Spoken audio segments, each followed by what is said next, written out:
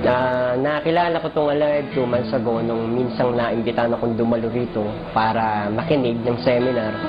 So happened that time hindi talaga ako interesado yung sa mga sinasabi ng speaker. Hanggang after 2 months, tinawagan ako ng misis ko dahil nagtatrabaho ko as a reflexologist.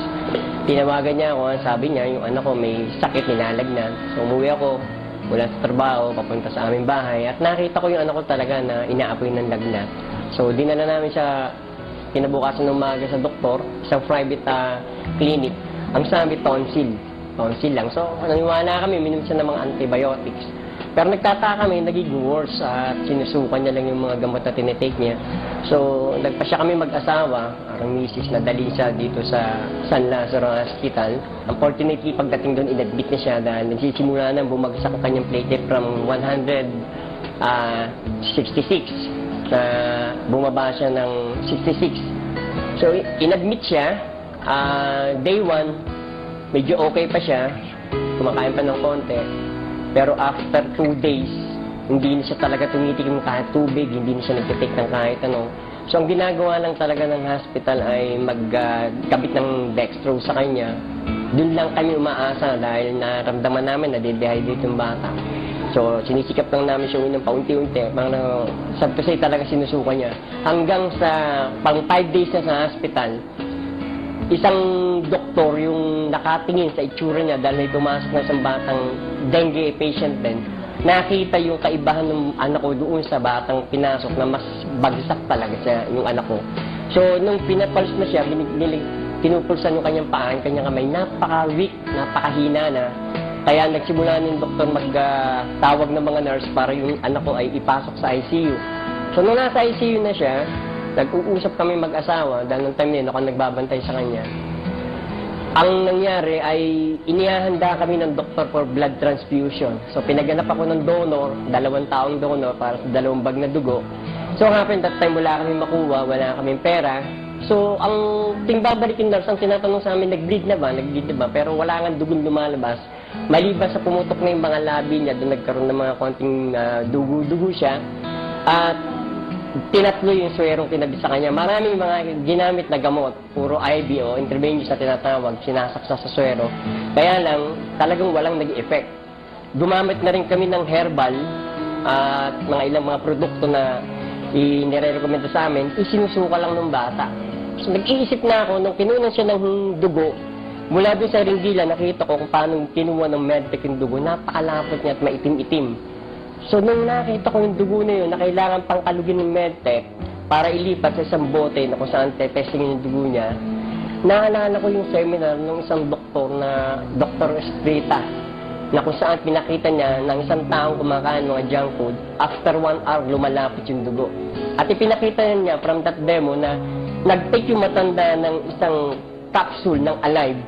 After 1 hour, pinakita yung effect na kung saan yung kanyang blood cell ay naging buhay na buhay. Mula sa pagiging malapot, naging napakaganda ng kanyang dugo. Naisip ko yun, so sabi ko, parang wisdom na rin ng Panginoon sa akin. In that particular time na nasa critical na kalagayan ako, naisip ko, bumili ng Alive capsule. Nung dumating ang misis ko, wala siyang dalang pera, kundi 700. Hiniram ko yung 500 niya at medyo parang dalawang isip pa nga dahil wala na talaga kaming pera. Ang aming pag-asa na lang ay salinan siya ng dugo na talagang laban loob ko dahil alam ko magiging effect sa bata ng pagsasalin ng dugo, hindi rin mabuti.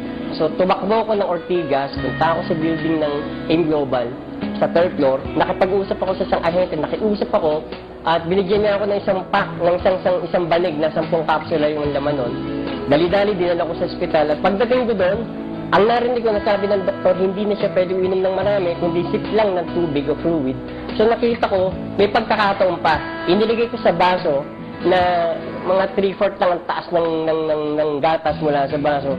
Inihalo ko yung isang capsule, pinalas ko mula sa capsule niya, iminix ko sa gatas niya, tinikman ko muna, sabi ko parang lasa avocado, pinanin ko sa anak ko.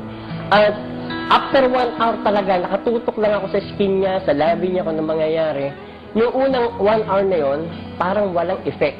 Maliban sa nakita ko yung labi niya mula sa pulang-pula, naging parang medyo orange siya.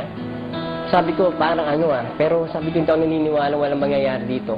So after 3 hours, pinainom ko uli siya, the same method, pinansip ko lang sa kanya, At nung hindi siya nagsusuka, natuwa ako.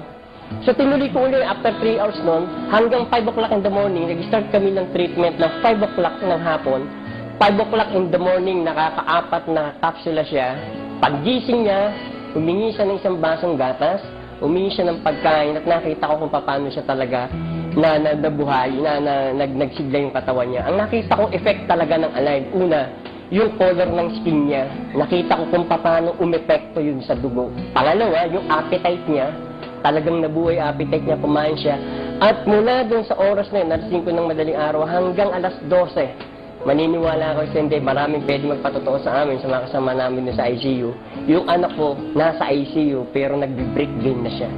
So, ganun ka-tremendous yung pangyayari mula nung mag-take siya ng Alive. Naniniwala ako na yung Alive capsule ay ginamit na instrumento ng Diyos.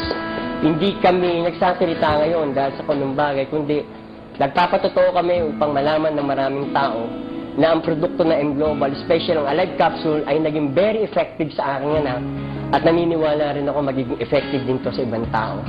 Alive.